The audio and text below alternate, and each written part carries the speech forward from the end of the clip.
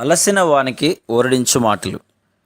సహోదరుడు భక్తి సింగ్ గారి పరిచర్య నుండి సేకరించిన అనుదిన ధ్యానములు. ఏప్రిల్ 7.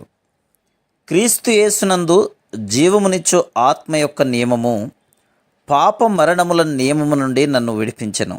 రోమా 8:2. విశ్రాంతి.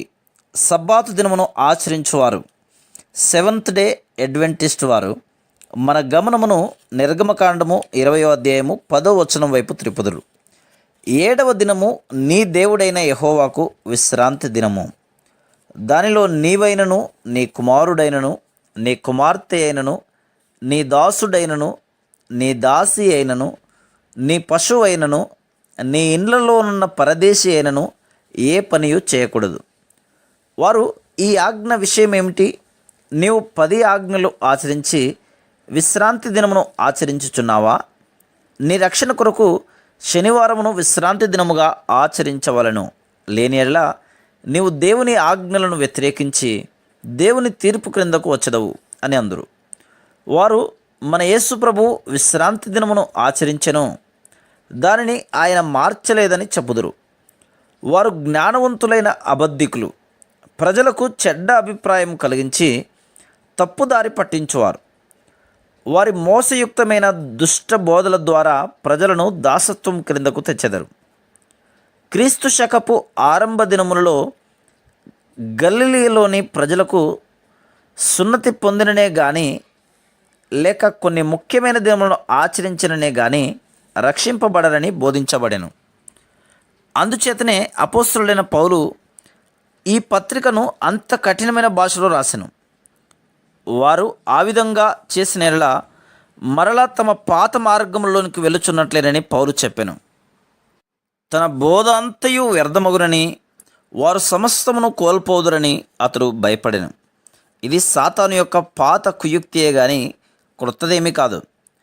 నీవు ఒకవేళ పూనా నుండి ప్రవచన కాగితములను లేక విశ్రాంతి దినమును ఆచరించువారు రాసిన పత్రికలను, వాయిస్ ఆఫ్ ప్రొఫెసీ తెప్పించుకొనుచున్న యెడల వెంటనే వాటిని కాల్చివేయము.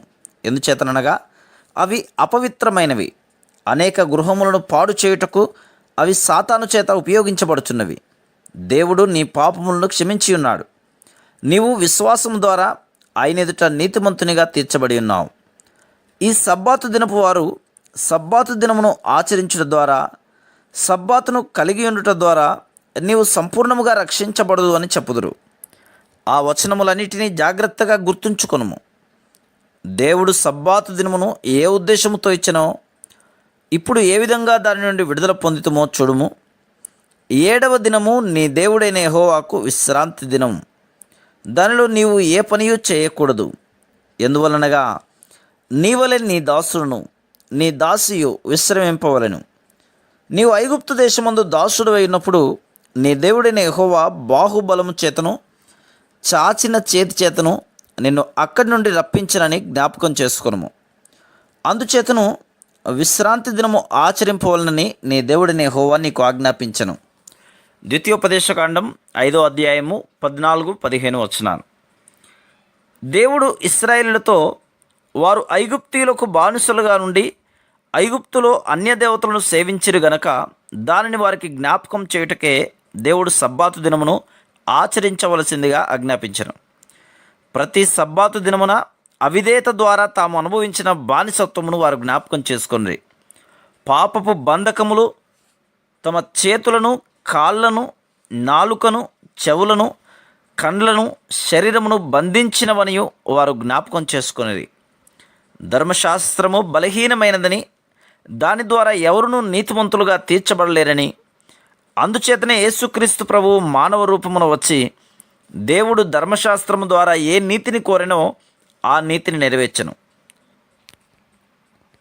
క్రీస్తు యేసునందు జీవమునిచ్చు ఆత్మ యొక్క నియమము పాప మరణముల నియమము నుండి నన్ను విడిపించెను. ధర్మశాస్త్రము దేనిని చేయలేకపోయేనో దానిని దేవుడు చేసెను. పాప పరిహారము నిమిత్తం దేవుడు తన సొంత కుమారుని పాప శరీరాకారముతో పంపి ఆయన శరీరమందు పాపమునకు శిక్ష విధించెను. రోమా 8:2-3 వచనాలు.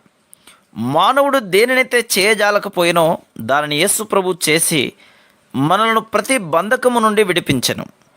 ఆయన మన భారమును శిక్షావిధిని భరించి మన నిమిత్తము శాపగ్రాహి ఆయను. అందుచేతనే మనము సంపూర్ణ విడుదల పొంది నూతన నియమం క్రిందకు వచ్చితిమి. అది క్రీస్తు యేసునందు జీవమునిచ్చు ఆత్మ యొక్క నియమము. అయితే ధర్మశాస్త్రము క్రిందనున్నవారు పాప మరణముల నియమము క్రిందకు వచ్చుదురు. ఆ విధముగా సబ్బాతును ఆచరించడం ద్వారా ఇశ్రాయేలీలు తమకు కఠినమైన పనులు కల్పించు యజమానిని జ్ఞాపకం చేసుకుని. కానీ ఇప్పుడు యేసుక్రీస్తు ప్రభు దాసత్వపు బంధకములన్నిటి నుండి మనకు విడుదలను అనుగ్రహించి నిజమైన విశ్రాంతిని ఆయనలో మనకు అనుగ్రహించెను. Praise the lord.